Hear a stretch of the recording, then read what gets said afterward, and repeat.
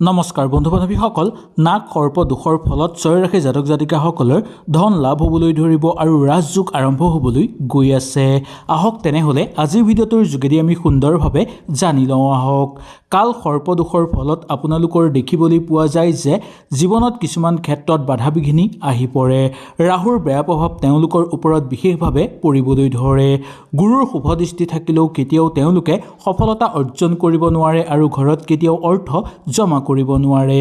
বিশেষকৈ নাগ সৰ্পদোষৰ বা কাল সৰ্পদোষৰ পৰা বাচি চলিবলৈ আপোনালোকে কিছুমান কাম কৰাটো অত্যন্ত দৰকাৰ।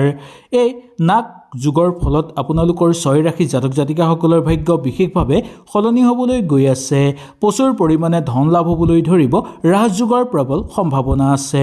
বিশেষকৈ মেঘ ৰাশি, মিথুন ৰাশি, সিংহ ৰাশি, তুলা ৰাশি, ধনু ৰাশি আৰু মকৰ ৰাশি জাতক জাতিকাসকলৰ কাৰণে প্ৰচুৰ পৰিমাণে অৰ্থ লাভৰ যোগ দেখিবলৈ পাব। পদোন্নতিৰ সম্ভাৱনা আছে। সামাজিক ক্ষেত্ৰত মৰ্যাদা বৃদ্ধি পাবলৈ ধৰিব। দীঘলীয়া পৰিশ্ৰমৰ অন্তত আপোনালোকে সুফল পাবলৈ সক্ষম হ'ব। নতুন সুযোগ আপোনালোকৰ জীৱনলৈ নামি আহিব। আনকি অত্যন্ত শুভ ফল আপোনালোকৰ জীৱনলৈ নামি আহিব। আত্মীয় বৃদ্ধি পাবলৈ ধৰিব আৰু শত্ৰু ধ্বংস হৈ পৰিবলৈ ধৰিব। 1 নম্বৰটো মেঘ ৰাশি।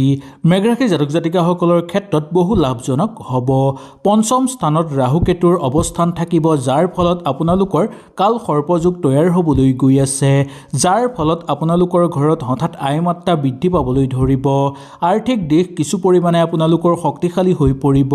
খৰচৰ প্ৰতি নিয়ন্ত্ৰণ ৰখাটো আপোনালোকৰ কাৰণে জৰুৰী হৈ পৰিব। কাৰণ আয় বঢ়াৰ লগে লগে আপোনালোকৰ খৰচৰ মাত্ৰাও বৃদ্ধি পোৱাৰ সম্ভাৱনা দেখিবলৈ পোৱা যায়। বিশেষ কৰ্মত বিশেষভাৱে সফলতা অৰ্জন কৰিব পাৰিব। ৰাহুৰ শুভ প্ৰভাৱৰ ফলত আপোনালোকৰ এনে গ্ৰহ তৈয়াৰ হৈছে, যাৰ ফলত চাকৰিয়াল জীৱনৰ ক্ষেত্ৰত অনুকূল প্ৰভাৱ থাকিব আৰু বেপাৰ বাণিজ্যৰ লগত জড়িত লোকসকলে প্ৰচুৰভাৱে উন্নতি কৰিব পাৰিব। নতুন সুযোগ আপোনালোকৰ জীৱনলৈ নামি আহিব। কৰ্মক্ষেত্ৰত আপোনালোকৰ ইয়াৰ সম্পূৰ্ণ প্ৰভাৱ দেখিবলৈ পাব। পৰিশ্ৰমৰ ক্ষেত্ৰত আপোনালোকৰ পূৰ্ণভাৱে উপাৰ্জন দেখিবলৈ পোৱা যাব। ধন সম্পত্তি আপোনালোকৰ আয় মাত্ৰা দুগুণ বৃদ্ধি পাবলৈ ধৰিব। ক'ৰবাত যদি কিবা কাম আগতেই কৰি থৈছিল, সেই কামৰ পৰা উচিত ফল আপোনালোকে লাভ কৰিবলৈ সক্ষম হোৱা দেখিবলৈ পোৱা যাব। সামাজিক ক্ষেত্ৰত সুসন্মান আৰু সমৃদ্ধি বৃদ্ধি পাবলৈ ধৰিব। ঘৰুৱা ক্ষেত্ৰতো আপোনালোকৰ অনুকূল প্ৰভাৱ দেখিবলৈ পোৱা যায়। এটাৰ পিছত আনটো নতুন নতুন সুযোগ আপোনালোকৰ জীৱনলৈ নামি অহা দেখিবলৈ পোৱা যাব। কাৰোবাক যদি আপোনালোকে কিবা সহায় কৰিছিল, এইখিনি সময়তে আপোনালোকে সেই সহায় ঘূৰাই পাবলৈ সক্ষম হ'ব। 2 নম্বৰটো হ'ল মিথুন ৰাশি। মিথুন ৰাশি জাতক জাতিকাসকলৰ ক্ষেত্ৰত আপোনালোকৰ নাগ সৰ্পযোগৰ ফলত আপোনালোকৰ বহুকেইটা ক্ষেত্ৰত সুযোগ সুবিধা নামি আহিব।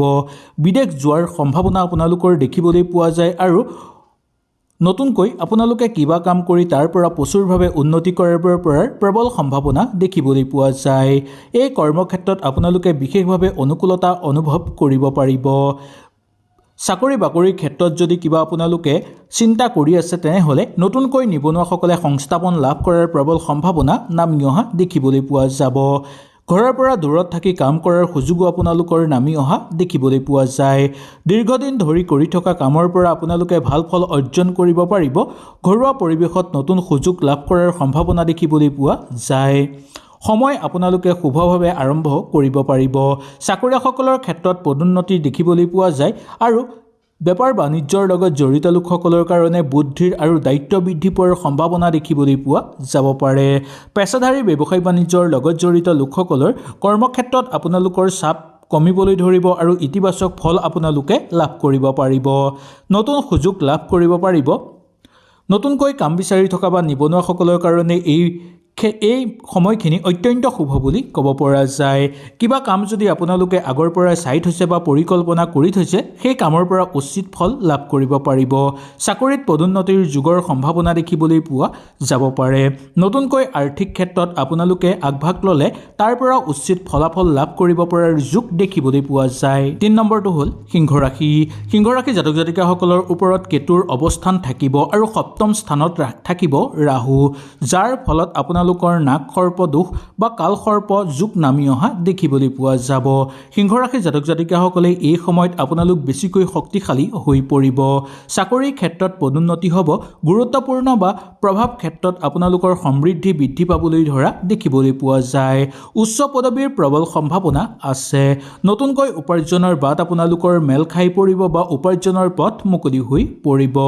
কৰ্মক্ষেত্ৰত আপোনালোকৰ সম্পূৰ্ণ ফল আৰু মৰ্যাদা বৃদ্ধিৰ যোগ দেখিবলৈ পাব। আয় মাত্ৰা বৃদ্ধি পাব। স্বাস্থ্যৰ ক্ষেত্ৰত আগতকৈ উন্নত সম্ভাৱনা দেখিবলৈ পোৱা যাব পাৰে। আৰ্থিক স্থিতি আপোনালোকৰ ভাল হৈ পৰিব। প্ৰভাৱশালী আপোনালোকে হৈ পৰিব আৰু গুৰুত্বপূৰ্ণ ব্যক্তিৰ পৰা আপোনালোকৰ অনুকূল প্ৰভাৱ থাকিব আৰু লগতে গুৰুত্বপূৰ্ণ ব্যক্তিসকলৰ লগত ঘনিষ্ঠ সম্পৰ্কও আপোনালোকৰ গঢ় লৈ উঠিব, যাৰ ফলত ভৱিষ্যতে আপোনালোকৰ উপকৃত হোৱাৰ সম্ভাৱনা দেখিবলৈ পোৱা যাব। অৰ্থৰ বাট মুকলি হৈ পৰিব। আপোনালোকৰ হাতলৈ নতুন নতুন সুযোগ আহিব। সম্পত্তি ক্ৰয় কৰাৰ ক্ষেত্ৰত যদি বিবাদ চলি আছিল, সেই বিবাদ অনুকূলতাৰ মাজলৈ ঘূৰি আহিব। সৰু সুৰা খুটখাট থাকিলেও সেই খুটখাট অনুকূলতাৰ মাজলৈ বিৰাজ হ'ব। আৰ্থিক লেনদেনৰ ক্ষেত্ৰত অনুকূল প্ৰভাৱ দেখিবলৈ পোৱা যায়। বিনিয়োগ কৰিব বিচাৰিলেও বিনিয়োগৰ ক্ষেত্ৰতো আপোনালোকে লাভৱান সুন্দৰভাৱে হ'ব পাৰিব। এই সিংহ ৰাশিৰ জাতক জাতিকাসকলৰ কাৰণে উন্নতি আৰু স্থিতিশীলতাৰ ইংগিত দেখিবলৈ পোৱা যায়। ইয়াৰ পিছত আহিছে আমি তুলা ৰাশিলৈ। তুলা ৰাশিৰ জাতক জাতিকাসকলৰ পঞ্চম স্থানত ৰাহু কেতুৰ যোগ নামিবলৈ গৈ আছে, যাৰ ফলত আপোনালোকৰ নাক সৰ্প যোগ নামিবলৈ ধৰিছে। ইয়াৰ ফলত নতুন উদ্যম আপোনালোকৰ বৃদ্ধি পাবলৈ ধৰিব আৰু নতুন উদ্যমেৰে আপোনালোকে যিকোনো কাম কৰিলে সেই কামত সফলতা অৰ্জন কৰিব পাৰিব। কৰ্মক্ষেত্ৰত আপোনালোকে গুৰুৰ পৰা সহায় সহযোগিতা লাভ কৰিব পাৰিব আৰু ফল আপোনালোকৰ অনুকূল থাকিব।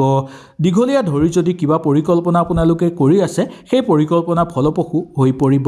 দাম্পত্য জীৱনত চলি থকা সমস্যা লাহে লাহে দূৰ হ'বলৈ গৈ আছে। সম্পৰ্ক আপোনালোকৰ মজবুত হৈ পৰিব আৰু মধুময় হৈ পৰিব। ঘৰুৱা ক্ষেত্ৰত অনুকূল প্ৰভাৱ দেখিবলৈ পোৱা যাব। বিনিয়োগৰ ক্ষেত্ৰত লাভজনক দেখিবলৈ পোৱা যায়। প্ৰেমৰ সম্পৰ্ক অনুকূল হৈ থাকিব। ব্যৱসায়িক বাণিজ্যৰ লগত জড়িত লোকসকলৰ কাৰণে মধ্যম ফলাফল দেখিবলৈ পোৱা যাব। অংশীদাৰী ব্যৱসায়িক বাণিজ্যৰ লগত জড়িত লোকসকলৰ যদি মতভেদ হৈ আছিল, সেই মতভেদ লাহে লাহে বা কিছু পৰিমাণে দূৰ হ'বলৈ গৈ আছে। বিদেশ যাত্ৰাৰ প্ৰবল যোগ নামি আহিব। চেষ্টা কৰিলে যিকোনো ক্ষেত্ৰত সফলতা অৱলম্বন কৰিব পাৰিব। ইয়াৰ উপৰিও নতুনকৈ কিবা কাম আপোনালোকে হাতত লৈ অনুকূলতাৰ লাভ দেখিবলৈ পোৱা যাব। তুলা ৰাশিৰ জাতক জাতিকাসকলৰ কাৰণে এই সময়খিনি অগ্ৰগতি আৰু ফলদায়ক সময় বুলি ক'ব পৰা যায়। ইয়াৰ পিছত আহিছে আমি ধনু ৰাশিলৈ। ধনু ৰাশিৰ জাতক জাতিকাসকলৰ ক্ষেত্ৰত তৃতীয় ক্ষেত্ৰত ৰাহু কেতুৰ শুভ প্ৰভাৱ আছে, যাৰ ফলত ভাগ্য বিশেষভাৱে সলনি হ'বলৈ গৈ আছে আৰু নাক সৰ্পযোগ তৈয়াৰ হৈছে। ইয়াৰ ফলত আপোনালোকে অনুকূল প্ৰভাৱ দেখিবলৈ পাব জীৱনত।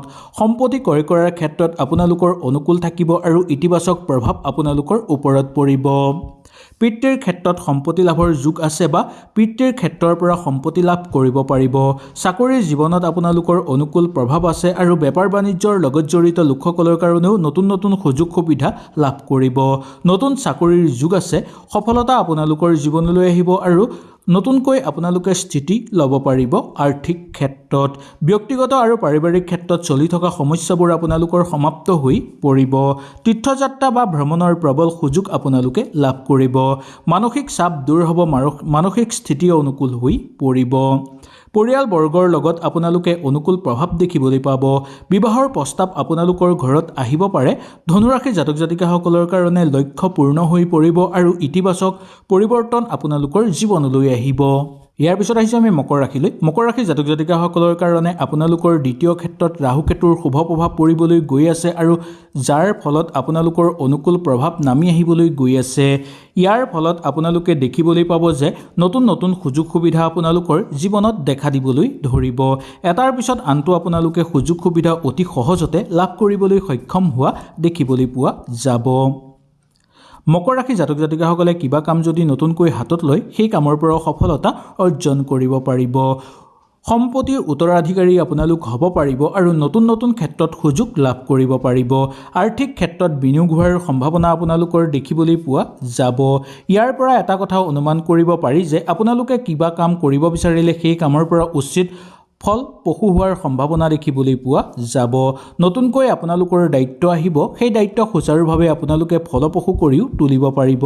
ইয়াৰ পৰা এটা যুগ আপোনালোকৰ নতুনভাৱে আৰম্ভ হোৱাৰো যুগ দেখিবলৈ পোৱা যাব। সামাজিক ক্ষেত্ৰত খ্যাতি বৃদ্ধি পাবলৈ ধৰিব আৰু নতুন সুযোগ আপোনালোকৰ নতুনকৈ আহিব।